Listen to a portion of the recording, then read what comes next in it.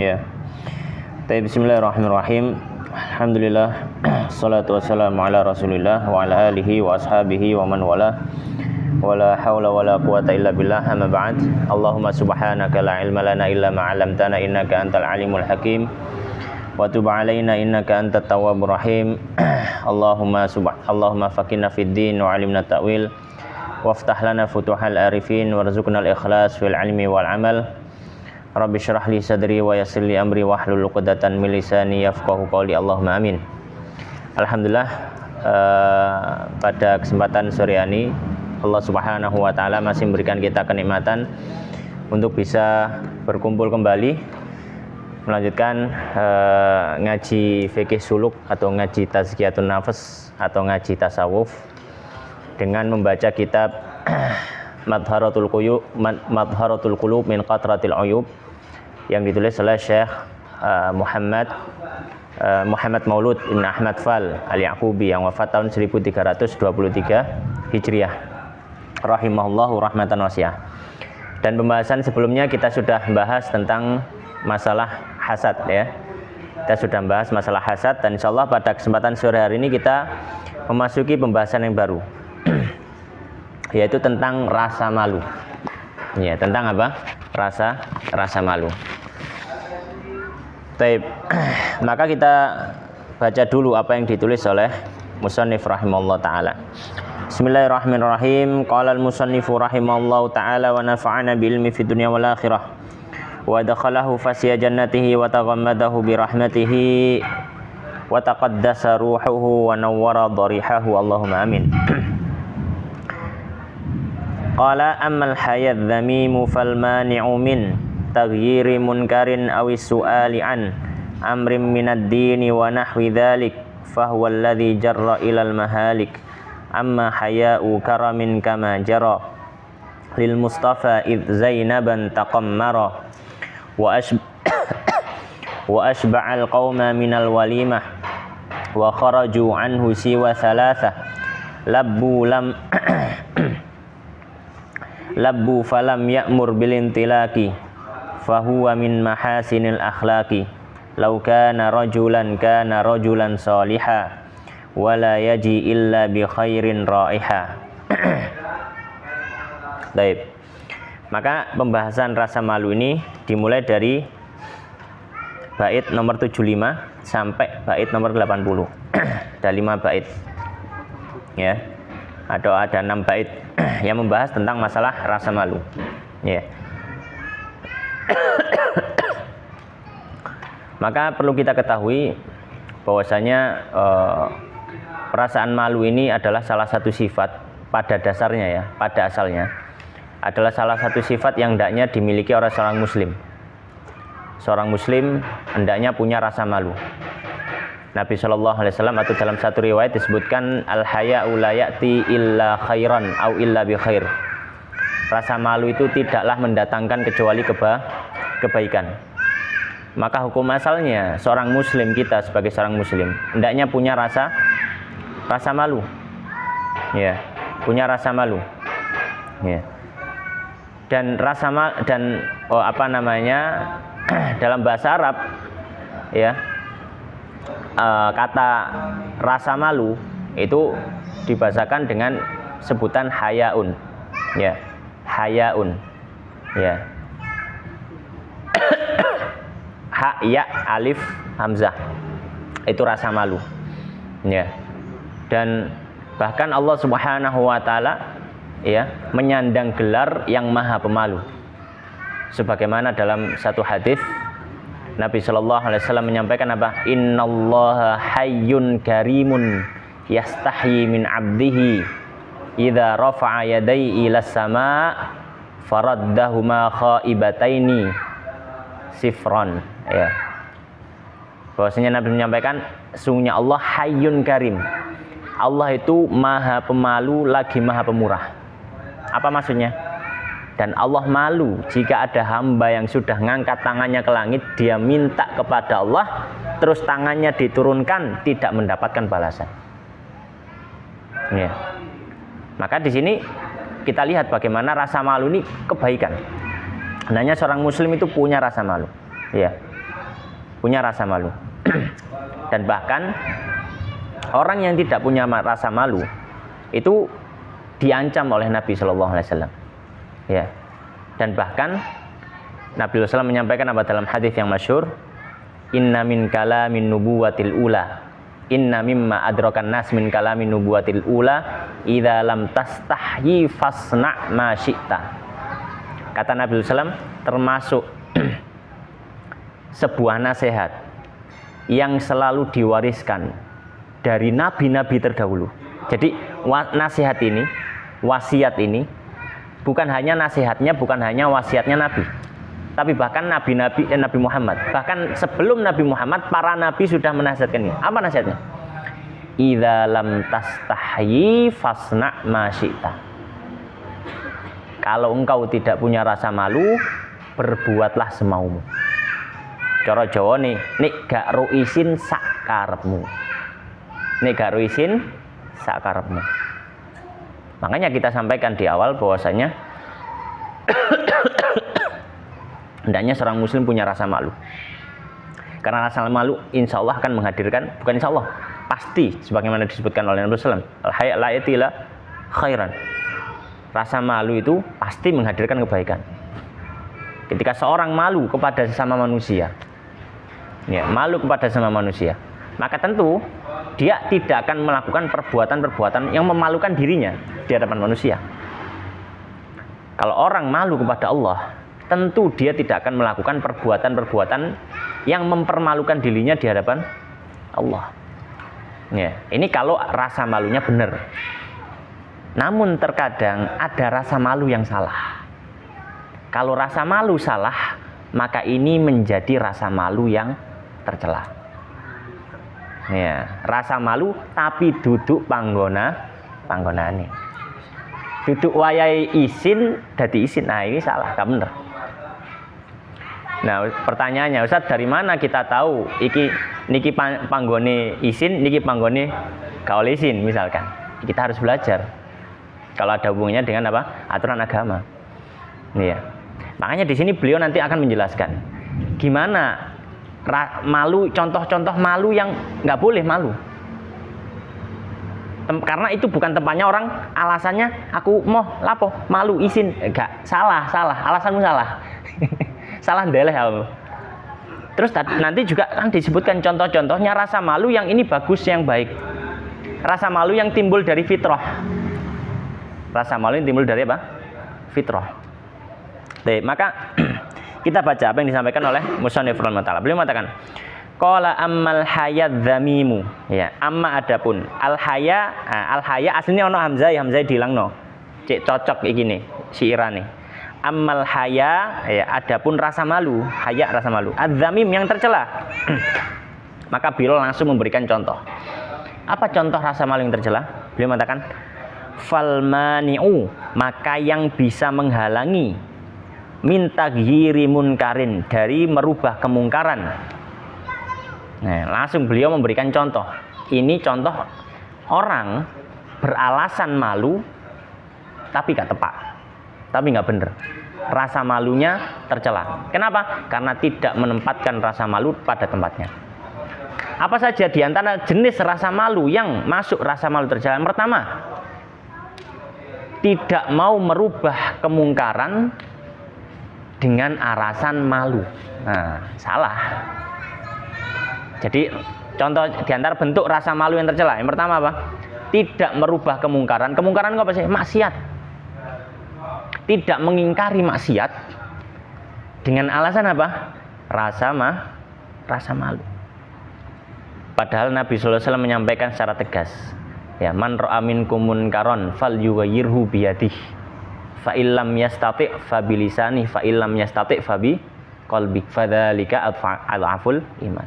Kalau ada orang yang melihat kemaksiatan di hadapan matanya, ya, dan itu jelas-jelas kemaksiatan, nang ngarepe motor misalkan bibir, kelihatan, sudah kelihatan. Di hadapan kita ada orang yang nyuri, ya, di hadapan kita ada orang mendolimi orang lain misalkan. Ini jelas kemaksiatan, kemungkaran.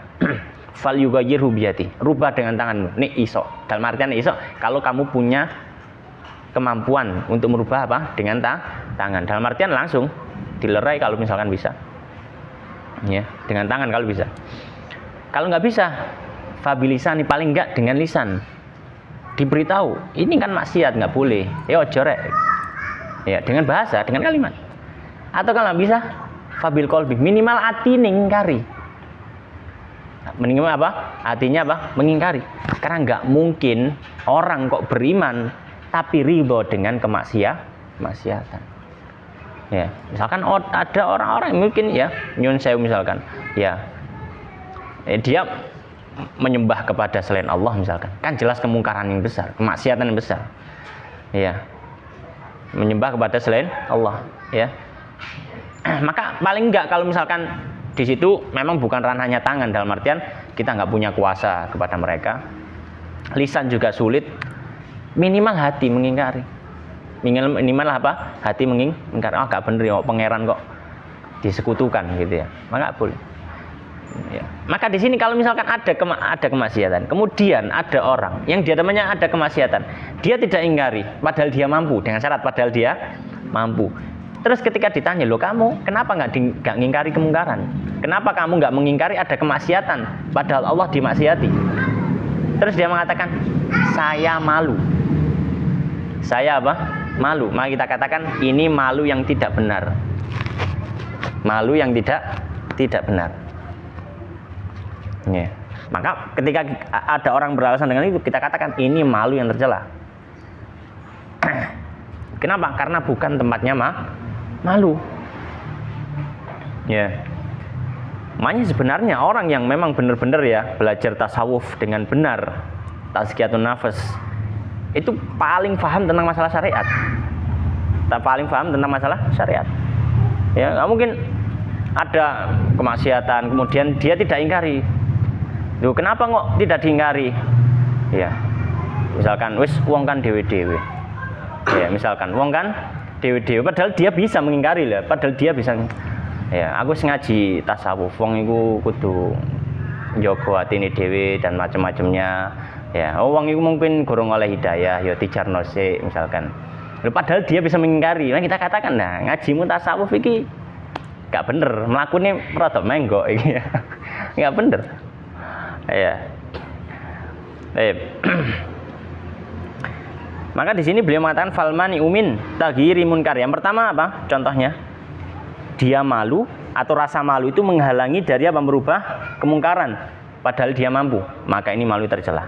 Yang kedua, au as-su'ali atau bertanya an dari amrin perkara minadin dari agama. Ya.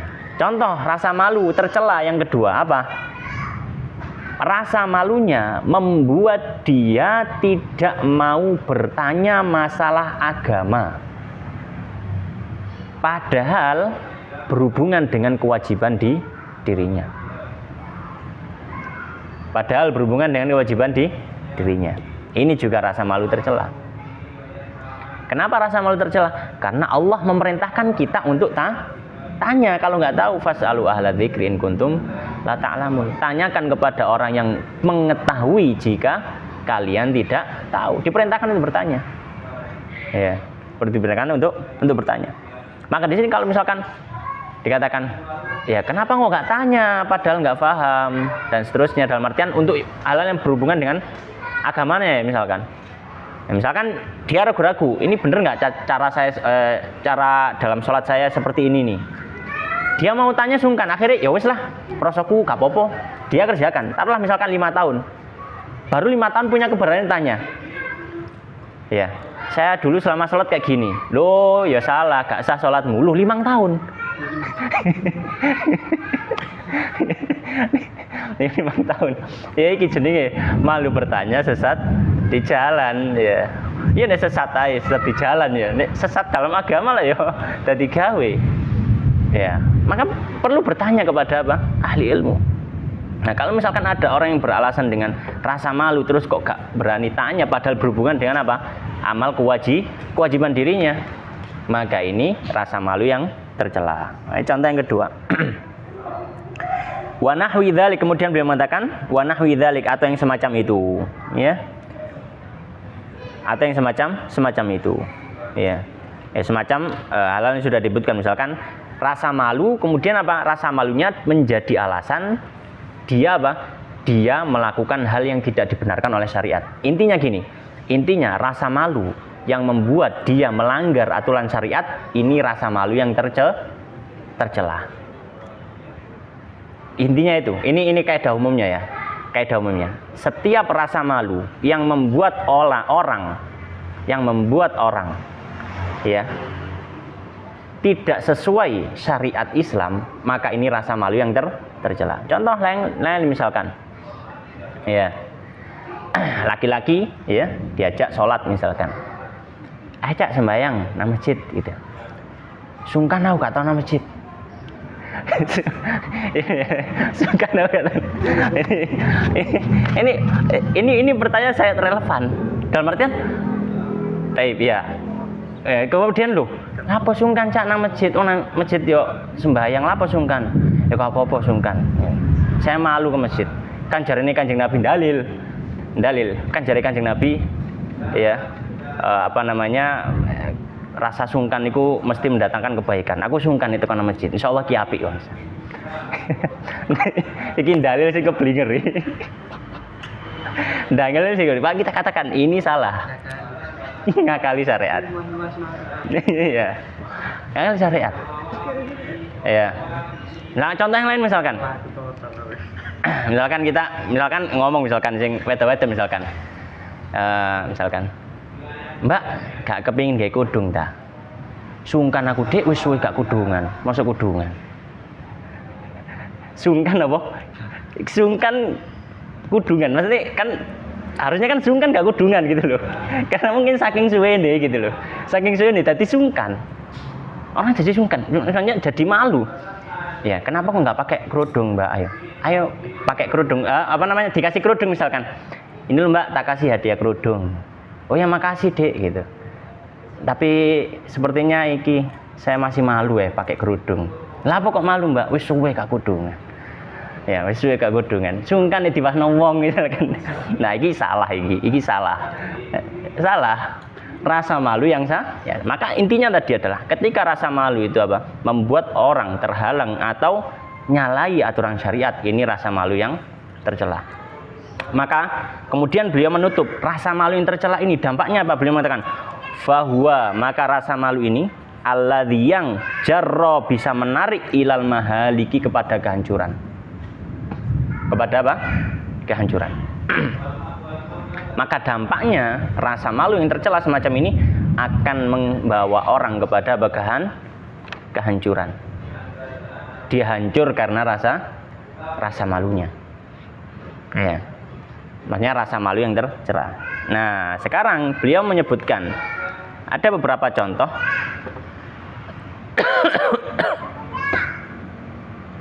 ada beberapa contoh rasa malu yang tidak masuk tercela. Ya, ini merasa malu terpuji. Intinya gini, selama rasa malu itu tidak membuat orang nyalai syariat. Jadi kaidah umumnya, selama rasa malu tidak membuat orang nyalai syariat, maka rasa malu ini adalah rasa malu yang terpuji. Dan itu sangat banyak contohnya. Maka di sini beliau akan sebutkan beberapa contoh, dan contohnya terjadi dalam kehidupan Nabi. Ini contohnya menarik sekali. Maka beliau mengatakan, ini mulai bait 77 beliau memberikan contoh. Qala amma haya'u karamin kama jara lil Mustafa id Zainaban taqammara wa asba'al qauma minal walimati wa kharaju anhu siwa thalathati labbu falam ya'mur bintilaki fahuwa gitu ya, mungkin fahuwa mim mahasinil akhlaqi ya. Maka beliau mengatakan amma haya'u karam, adapun rasa malu yang mulia. Haya'u karam kemuliaan, adapun rasa malu yang mulia. Contohnya apa? Kama jaro lil Mustafa, kama sebagaimana yang jaro terjadi. Sebagaimana terjadi lil Mustafa. Mustafa di sini siapa? Nabi Muhammad sallallahu alaihi wasallam. Sebagaimana terjadi pada Nabi Muhammad sallallahu alaihi wasallam. ada salah satu part kehidupannya Nabi yang di situ Nabi malu. Tapi ini malunya nggak nyali syariat. Ya, ada dua kondisi. Dan kondisi itu berhubungan dengan satu orang. Siapa? Istrinya Nabi. Namanya Zainab binti Jahash. Zainab binti Jahash. Jadi gini ceritanya. Ya. Zainab binti Jahash itu orang Quraisy. Orang Quraisy dari kedudukan yang terpandang, bangsawan. Zainab binti Jahash ini bangsawan, tapi masuk Islam. Nabi itu punya anak angkat. Namanya siapa? Zaid. Zaid bin Harithah. Ya, itu anak angkatnya Nabi. Akhirnya ketika Zainab binti Jahash ini kan pindah ke Madinah dengan suaminya meninggal. Ya, kemudian dia menikah lagi, dinikahkan oleh Nabi dengan putra angkatnya. Siapa? Zaid. Dinikahkan dengan Zaid. Zaid ini bekas budak.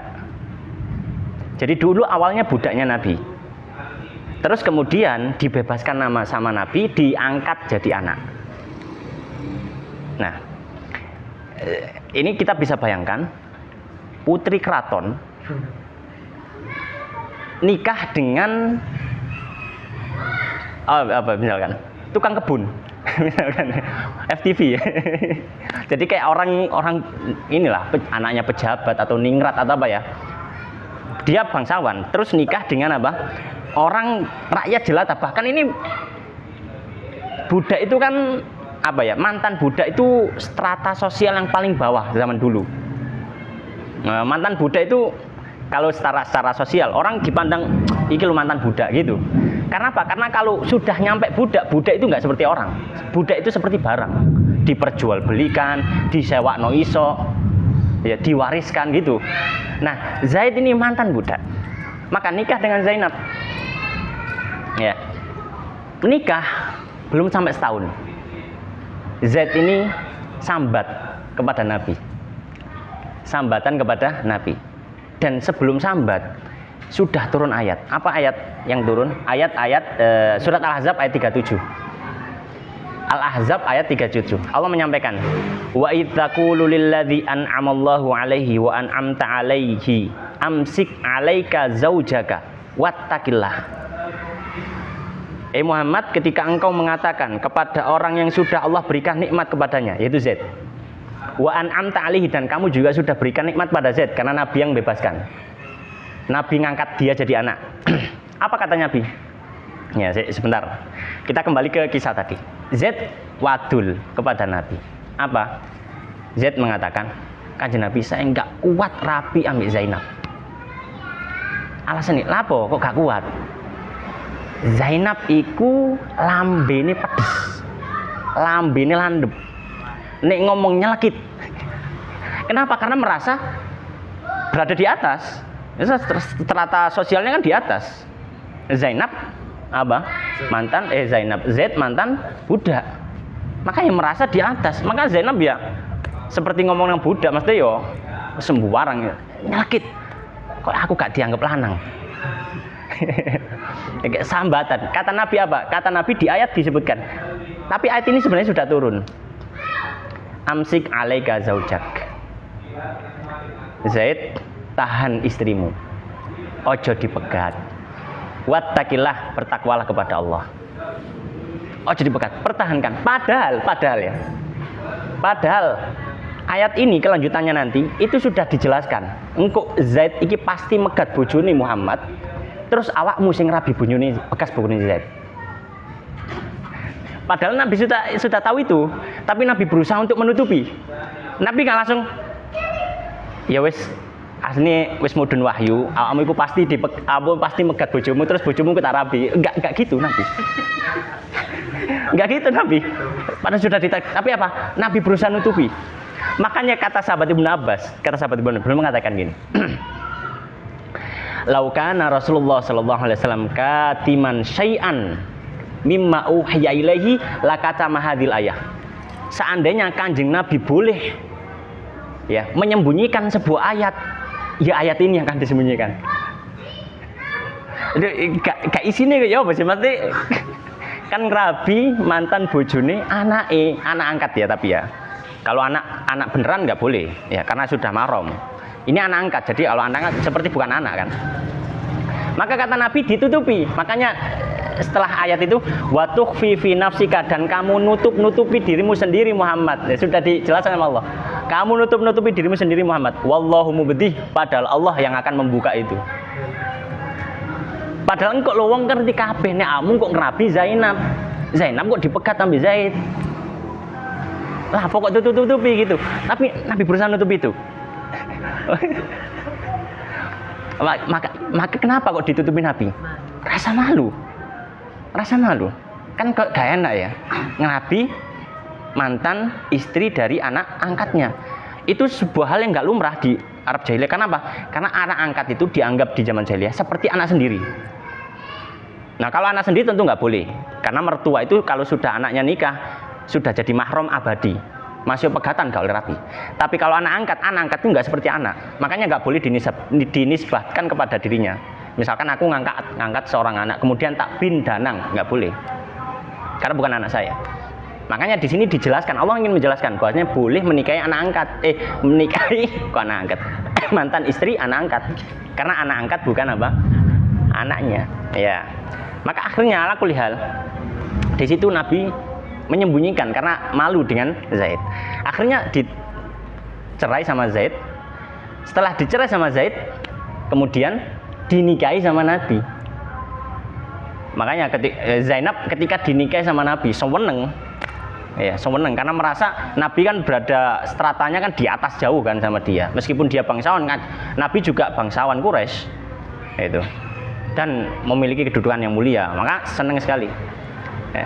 Dan seringkali ngomong kepada istri-istri Nabi yang lain, kalian itu sing ngrabekno bapak-bapakmu, sing ngrabekno nanggone Kanjeng Nabi bapakmu, aku sing ngrabekno pangeran, sing ngrabekno Kanjeng Nabi pangeran.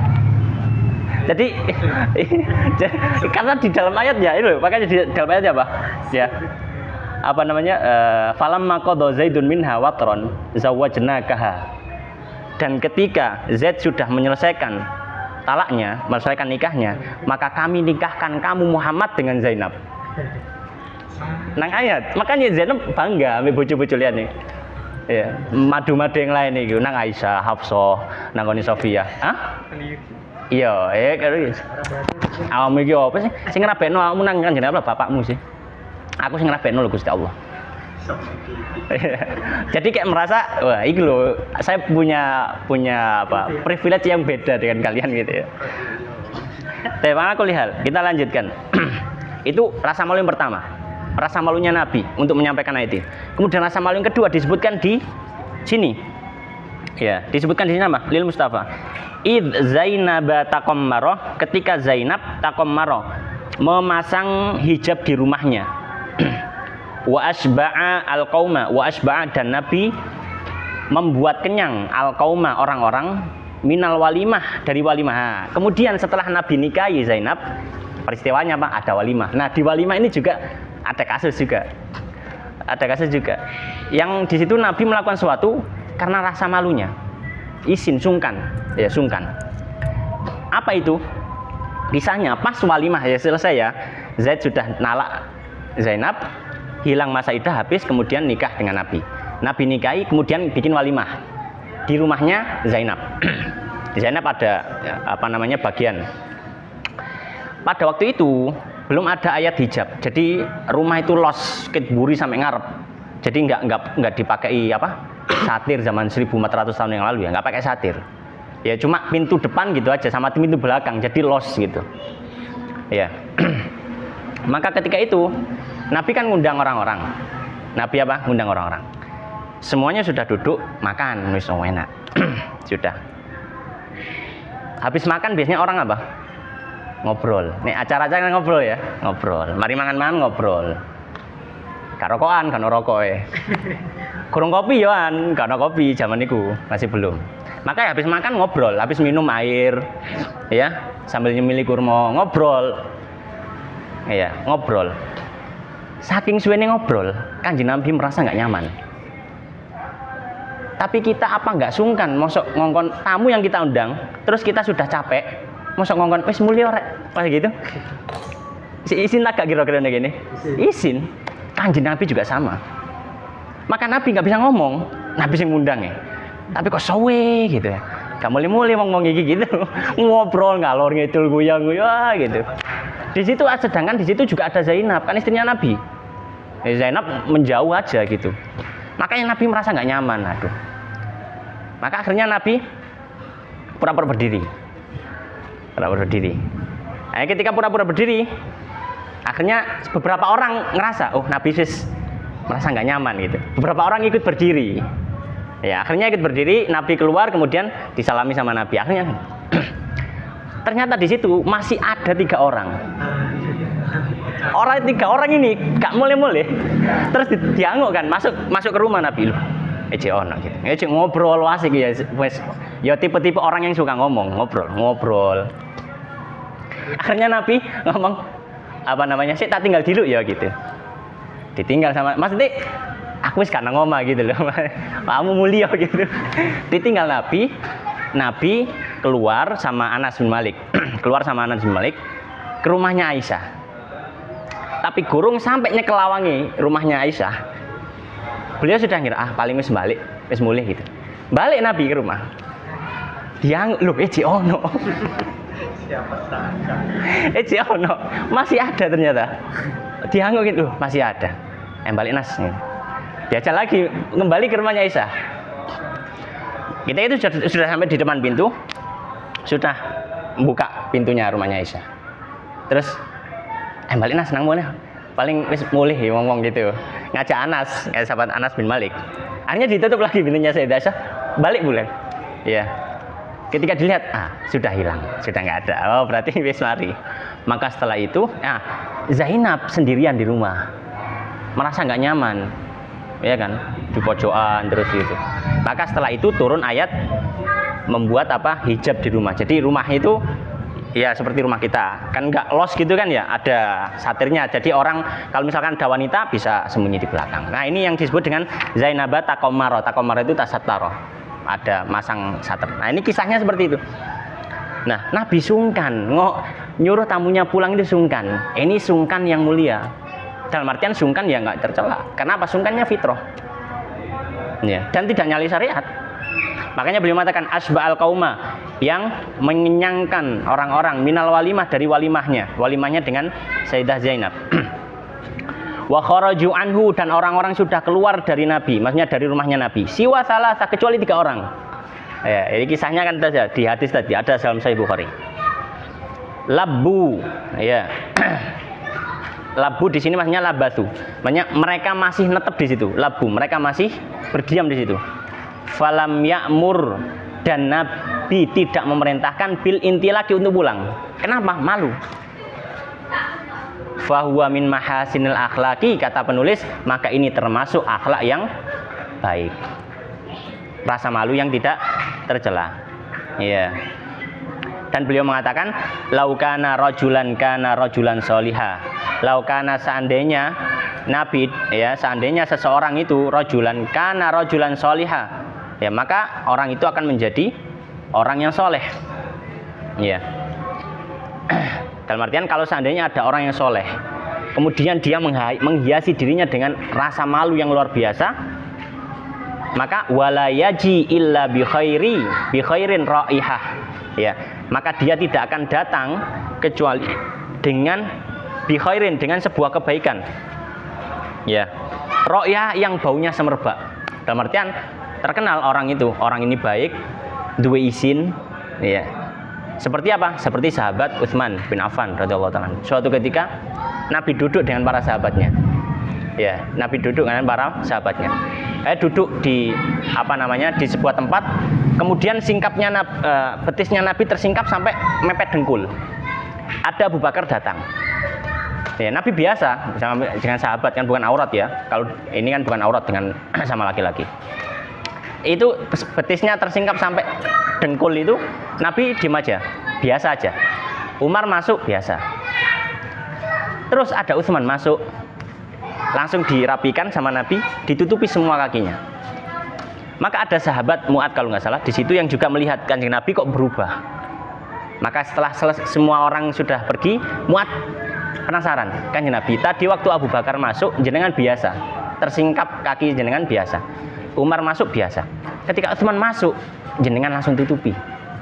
Kata Nabi SAW, sungguhnya Utsman adalah orang yang pemalu. Iya, orang yang pemalu. Maka dia pasti akan sungkan kalau melihat saya terbuka betis saya. Maka saya tutupi supaya dia merasa nyaman. Insya Allah. Akhlaknya Kanjeng Nabi itu sampai mengetahui karakter para sahabatnya. Itu saking luar biasanya Nabi Sallallahu Alaihi Wasallam. Tefala kulihal, maka ini tentang rasa malu ya. Jadi rasa malu ada yang tercela dan rasa malu ada yang terpuji. Dan kaidahnya rambu-rambunya, kalau rasa malu itu sampai membuat orang menyalahi syariat, maka pasti rasa malu yang tercela.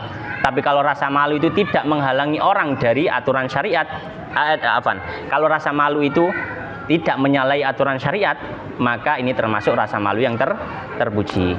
Demikian, wallahu taala alam. Wa sallallahu wa sallim wa barik ala nabiyina Muhammadin wa ala alihi wa ashabihi ajmain. Kita tutup dengan doa kafaratul majelis. Subhanakallahumma wa bihamdika asyhadu an la ilaha illa anta astaghfiruka wa atubu ilaik. Wa akhiru da'wana alhamdulillahirabbil alamin. Wallahu taala alam. Wassalamualaikum warahmatullahi wabarakatuh.